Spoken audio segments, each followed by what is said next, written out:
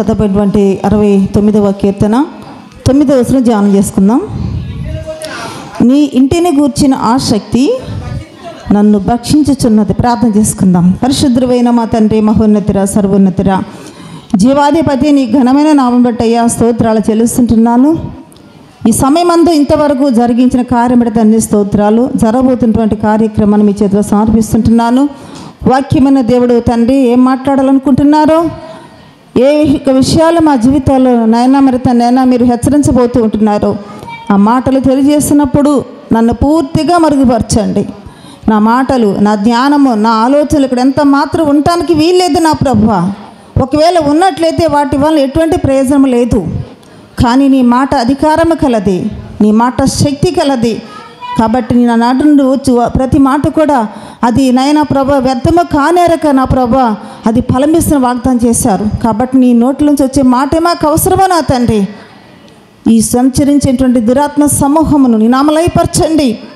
అనారోగ్యం చేత ఉన్నటువంటి వారిని మీ చేతిలో సమర్పిస్తున్నాం ప్రభువా. వారిని మీ రక్తం చేత కడగండి. ఈ వేడి ప్రభావం చేత ఎవరికి ఎటువంటి అలసట లేకున్నట్లుగా ప్రభువా మీరే నడిపించి కృప చూపమని క్రీస్తు నామములో ప్రార్థిస్తున్నాం తండ్రి. ఆమేన్. దేవునికి వాక్యానికి వెళ్ళే ముందు పోయిన వారు అయిన వాక్యాన్ని ఒకసారి మనం గుర్తు చేసుకుందాము. మన యొక్క హద్దుల గురించి మనం మాట్లాడుకున్నాము. లోకములో ఉన్నటువంటి మనము మరి హద్దులు దాటితే ఎటువంటి ప్రమాదకరమైన విషయాలు మనం చూస్తామన్న విషయం ధ్యానం చేసుకున్నాము. హల్లెలూయా. అయితే ఇక్కడ మనం చదవబడిన లేఖన పాఠము 9వ వచనం మరొకసారి మనం ధ్యానం చేసుకుందాము. నీ ఇంటిని గూర్చిన ఆసక్తి నన్ను భక్షించి ఉన్నది. హల్లెలూయా. ఇక్కడ దావీదు రాస్తున్నటువంటి మాట మనం చూస్తామన్నట్లయితే దేవుని యొక్క ఇంటిని కూర్చున్నటువంటి ఆసక్తి ఏం చేస్తుందంట, దావీదును భక్షిస్తుందంట. హల్లెలూయా. కాబట్టి మన జీవితంలో కూడా ప్రియులారా, దేవుని యొక్క సన్నిధిలో ఉన్నటువంటి మనము దేవుని యొక్క సన్నిధిలో ఆయన యొక్క పొందినటువంటి మనకి ఇచ్చినటువంటి గొప్ప రక్షణ, మరి అంతేకాకుండా మన కొరకు తిరిగి మరలా ఒక నివాసమును ఏర్పాటు చేసి ఆయన మరలా రాబోతున్నారు. కాబట్టి ఆ యొక్క ఇంటిని గూర్చేటువంటి ఆసక్తి మనమందరం కూడా కలిగి ఉండాలి. హల్లెలూయా. ఎప్పుడైతే మనము దేవుని యొక్క ఇంటిని గూర్చి, ఆయన యొక్క రాజ్యమును గూర్చి, పరలోకమును గూర్చి మరి ఆసక్తి కలిగి ఉంటాం ప్రియులారా, అప్పుడు మనము అనుకున్నటువంటి గమ్యానికి మనము చేరగలము. హల్లెలూయా. కాబట్టి దేవుని యొక్క ఇంటిని గూర్చి మనకేముండాలంటే మనకు ఆసక్తి ఉండాలి. హల్లెలూయా. ఈరోజు మీకు ఒక వ్యక్తిని ముందు పెడతానికి ఇష్టపడుతున్నాను ప్రియులారా. స్తెఫను అనేటువంటి మరి శిష్యుడు, అంటే దేవుని యొక్క రక్షణ పొందుకుని శిష్యుల ద్వారా ప్రభువుని ఎరిగి మరి దేవుని కొరకు అతను జీవించి దేవుని కొరకు ఆయన ప్రాణాన్ని అర్పించినటువంటి సౌలు ద్వారా ప్రాణమును మరి అర్పించినటువంటి, అంటే పౌలు సౌలుగా ఉన్నప్పుడు ఆ స్తెఫనును హింసించి రాళ్లతో కొట్టించి మరి ప్రాణం తీసినటువంటి సందర్భం చాలాసార్లు ధ్యానం చేసుకున్నాము. ఆ యొక్క స్తెఫను గురించి ఈరోజు మనం ధ్యానం చేసుకోబోతున్నాము. హల్లెలూయా. చూడండి, దేవుడు బైబిల్ గ్రంథంలో రాయబడినటువంటి ప్రతి ఒక్క వ్యక్తిని గురించి ఏదో ఒకటి మనం నేర్చుకోవాలి. హల్లెలూయా. మంచివారైతే మనము ఆ మంచిని అనుసరించి ఉండాలి, చెడ్డవారైతే ఆ విధంగా మనం ఉండకూడదనే ఒక విషయాన్ని మనం తెలుసుకోవాలి. హల్లెలూయా.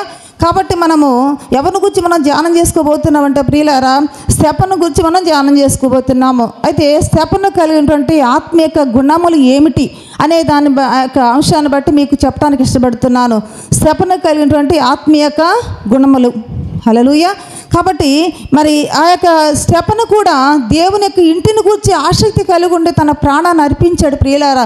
చివరికి అతను చనిపోతూ కూడా పరలోకములో ఉన్నటువంటి దేవాతి దేవుని చూస్తూ చనిపోయాడంట. హల్లెలూయా. అంటే ఎంత ఆసక్తి అతను కలిగి ఉంటే ప్రియులారా, అటువంటి అనుభవం మనం చూస్తున్నాం. కాబట్టి మనము త్వరగా వాక్యాలకు వెళదాము. అపోస్తల కార్యములు చూడండి, అపోస్తల కార్యములు 6వ అధ్యాయము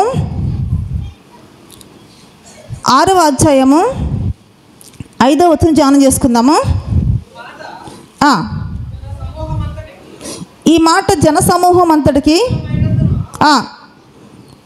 ఇష్టమైనందున వారు విశ్వాసముతోనూ పరిశుద్ధాత్మతోనూ నిండుకొనిన వాడైన స్తెఫను. ఏంటంటే ఇక్కడ ప్రియులారా, స్తెఫను దేనితో నిండిపోయి ఉన్నాడంట? అతని లక్షణాలు ఏంటంట? 1 విశ్వాసముతోనూ, 2 పరిశుద్ధాత్మతోనూ మరి నిండుకున్నట్టుగా మనం చూస్తున్నాము. ఇంకా మనం 3 చూస్తున్నట్లయితే 8వ వచనం చదవండి ఒకసారి. 8వ వచనము, స్తెఫను కృపతోనూ బలముతోనూ నిండిన వాడు. చూడండి ప్రియులు, 4 విషయాలు మనం ధ్యానం చేసుకున్నాము. ఒకటి ఏమిటంట, విశ్వాసముతోనూ, ఇంకా దేంతో ఉన్నాడట అతడు, పరిశుద్ధాత్మతో నింపబడి ఉన్నాడు. ఈ 2 లక్షణాలు. ఇక 3వది చూసినట్లయితే స్తెఫను బలముతోనూ, ఇక 4వది చూసినట్లయితే 3వది కృపతోనూ, 4వది బలంతోని. అంటే ఇప్పుడు ఎన్ని విషయాలు మనం చూసాము, దేనితో నింపబడి ఉన్నాడంట. అతని లక్షణాలు ఏంటంట, 1 విశ్వాసము, 2 పరిశుద్ధాత్మ, 3 కృప, 4వది బలము. ఇంకా 5వది మనం చూస్తూ ఉన్నట్లయితే 10వ వచనం చూడండి ఒకసారి. మాటలాడుట యందు అతడు అగ్గపరిచిన జ్ఞానమును, అతన్ని ప్రేరేపించిన ఆత్మను వారు ఎదిరింపలేకపోయారు. ఇక 5వది మనం చూస్తూ ఉన్నట్లయితే అతడు జ్ఞానముతో నిండుకుని ఉన్నాడంటండి. హల్లెలూయా. ఎంత నింపబడి ఉన్నాడు అతడు, జ్ఞానముతో నింపబడి ఉన్నాడు. ఎన్ని విషయాలు మనం చూసాం మనము, ఇక్కడ 5 విషయాలు. ఇంకా మనం 6వది మనం చూస్తూ ఉన్నట్లయితే చూడండి, అదే అపోస్తల కార్యములు 7వ అధ్యాయము 56వ వచనం చదువుకుందాము.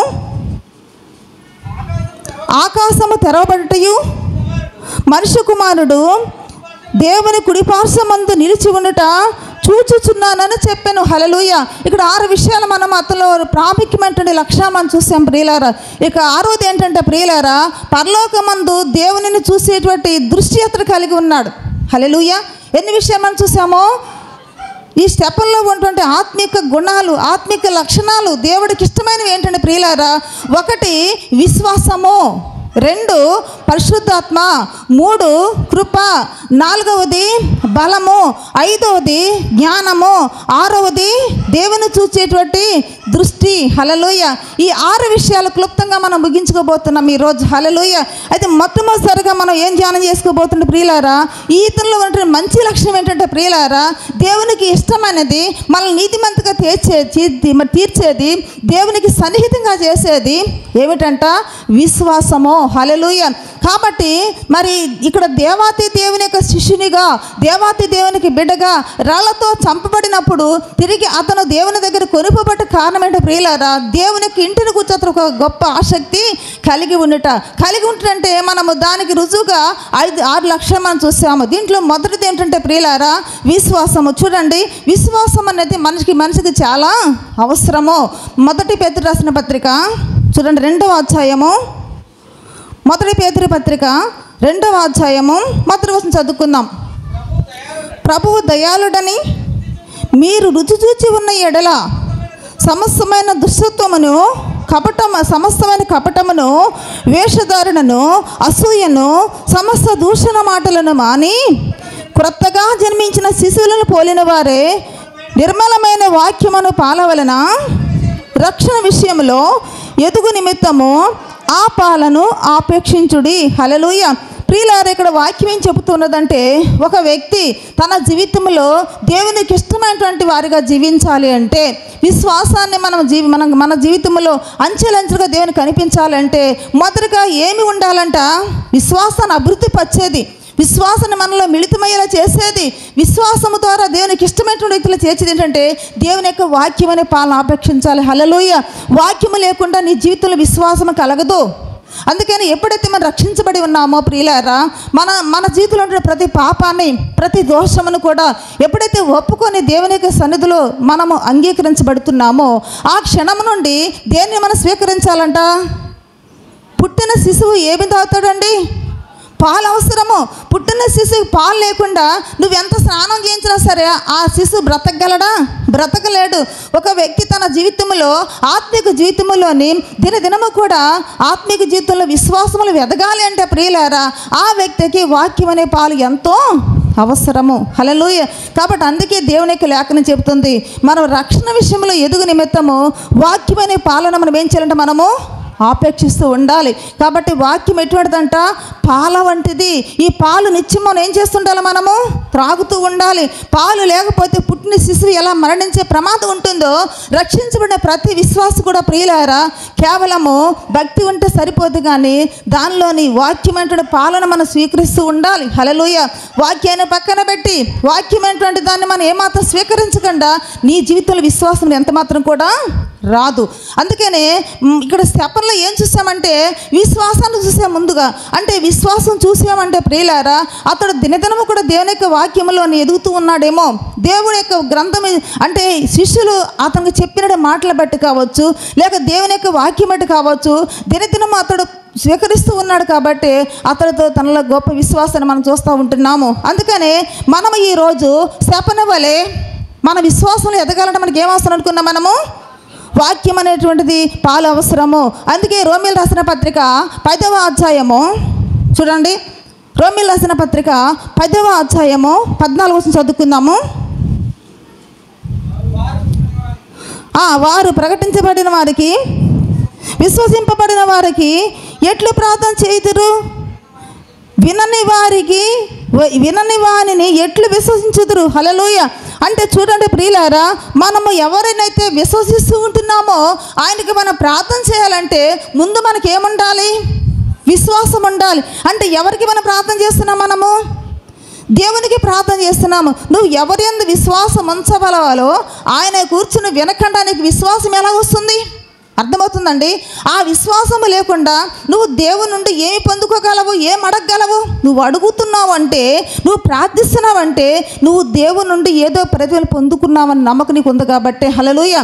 కాబట్టి మనము ఏం చేస్తాము? బాధల్లో ఉన్నప్పుడు, శ్రమలో ఉన్నప్పుడు, లేక అనుదినం కూడా మనం ఏం చేస్తాం? మనము చెప్పాలి. మీరు ఏం చేస్తాం? మనము ప్రార్థన చేస్తాము. అంటే ప్రార్థన చేస్తున్నట్టు నీ ఉద్దేశం ఏంటి? నువ్వు అడుగుతున్న దాన్ని నువ్వు తప్పనిసరిగా దేవుడు నీకు ఇస్తాడని. దాన్నే ఏమంటారు? విశ్వాసం అంటారు. హల్లెలూయా. అంటే నువ్వు ప్రార్థన చెయ్యాలంటే నీకేమవసరము? విశ్వాసం అవసరము. విశ్వాసం కావాలంటే నువ్వు ఎవరికి ప్రార్థన చేస్తున్నావు వారిని గూర్చి నువ్వు తెలుసుకోవాలి. అదే ప్రకటించబడుట. అదే అంటున్నాడు పౌలు గారు ఇక్కడ. ఏమంటున్నాడండి మరొకసారి? వారు విశ్వసింపని వారికి ఎట్లు ప్రార్థన చేస్తారు? నువ్వు దేవునందు విశ్వాసం ఉంచకపోతే నువ్వు ఎలా ప్రార్థించగలవు? ఇక్కడ స్తెఫనును రాళ్లతో కొడుతున్నారు. ఇక్కడ స్తెఫను హింసిస్తున్నారు. అయినా ఏం చేస్తున్నాడు అతడు? చెప్పాలి మీరు. ప్రార్థన చేస్తున్నాడు. అంటే ప్రార్థన చేస్తున్నాడు అంటే అతను ఏముంది? విశ్వాసం ఉంది. అంటే నీ జీవితంలో కూడా ఎన్ని కష్టాలు వచ్చినా, ఎన్ని శ్రమలు వచ్చినా, ఎన్ని ఆటంకములు వచ్చినా నువ్వు ప్రార్థిస్తున్నావు అంటే నువ్వు ఏం కలిగి ఉన్నావని? విశ్వాసం కలిగి ఉన్నావని. ఆ విశ్వాసం ఎలాగొస్తుంది? మనం ముందు చదువుకున్నాము కదా, పాల వంటి వాక్యాన్ని మనము ఆపేక్షించుట వలన. అందుకనే ఇక్కడ వాక్యం చదువుకుని వినని వాని నీవు ఎట్లు విశ్వసించుదురు? ప్రకటించువాడు లేకుండా వారు ఎట్లు ప్రకటిస్తారు? అందుకని ప్రియులారా, ఎలాగో నివసిస్తారు. అందుకని మన జీవితంలో కూడా ప్రకటించే వాని ద్వారా చెప్పేటువంటి మాటలు మనం ఏం కలిగి ఉండాలి? మనము వినాలి. ఆ మాటలేంది? మనము విశ్వాసం ఉంచాలి. విశ్వాసం ఉంచిన వారికి మనం ఏం చేస్తున్నామో మనం ప్రార్థన చేస్తున్నాం. కాబట్టి విశ్వాసం అనేది చాలా మన జీవితానికి అవసరము.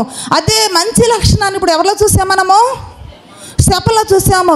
ఇంకా దీని గురించి పౌలు గారు ఏమో రాస్తున్నాడంటే, అదే రోమీయులు రాసిన పత్రిక 1వ అధ్యాయము 11 చదవండి ఒకసారి. 1:11. మీరు స్థిరపడవలనని అనగా మీకును నాకును కలిగి ఉన్న విశ్వాసము చేత, అనగా మనము ఒకరి విశ్వాసము చేత ఒకరము ఆదరణ పొందవలెనని. హల్లెలూయా. చూడండి, విశ్వాసము కేవలం నీతోనే పోదు. అక్కడ నీ మట్టికే ఉండదు. కానీ నీలో ఉన్న విశ్వాసము, ఇంకా నీ పక్క ఉన్నటువంటి సహోదరుల విశ్వాసము చేత మనము కష్టాలు ఉన్నప్పుడు ఒకరినొకరు ఏం చేసుకుంటామంట అంటే మనము ఆదరించుకుంటుంటాం. హల్లెలూయా. అందుకే ఇక్కడ పౌలు గారు ఏమన్నారంటే, ఒకరి చేత ఒకరు ఏం చేయబడుతున్నాడు? దేనిని బట్టి? విశ్వాసము చేత ఆదరించబడుతున్నాము. హల్లెలూయా. అంటే ఒక సహోదరి కష్టములు ఉన్నప్పుడు ఇంకొక సహోదరి ఏం చెప్తుందో, ఎందుకు నువ్వు బాధపడుతున్నావు? మన దేవుడు ఉన్నాడు కదా, మన దేవుడు చేతకానివాడు కాదు కదా, మన దేవుడు సర్వశక్తుల దేవుడు కాబట్టి తప్పనిసరిగా నీ సమస్యకు పరిష్కారం వస్తుంది అని ఒక విశ్వాసి అనగలడు. అలా అంటున్నాడంటే వాళ్ళు ఏముంది? విశ్వాసం చేత, ఆదరణ మాటలు చేత వారిని ఏం చేస్తున్నారు? ఆదరిస్తూ ఉన్నారు. హల్లెలూయా. కాబట్టి విశ్వాసము చేత మనం ఏం చేస్తున్నాము? ప్రార్థన చేస్తున్నాము. విశ్వాసం చేత ఏం చేస్తున్నాం? మనము కష్టాలు వచ్చినప్పుడు ఒకరిని ఒకరు ఏం చేస్తున్నాం? మనము ఆదరించుకుంటుంటున్నాము. హల్లెలూయా. కాబట్టి ఏ విశ్వాసం చేత ఆదరించబడుతున్నామో, ఏ విశ్వాసం చేత ప్రార్థించగలుగుతున్నామో, అదే విశ్వాసం అనే మంచి గుణాన్ని ఇప్పుడు మనం ఎవరిలో చూసామో? స్తెఫనులో చూసాము.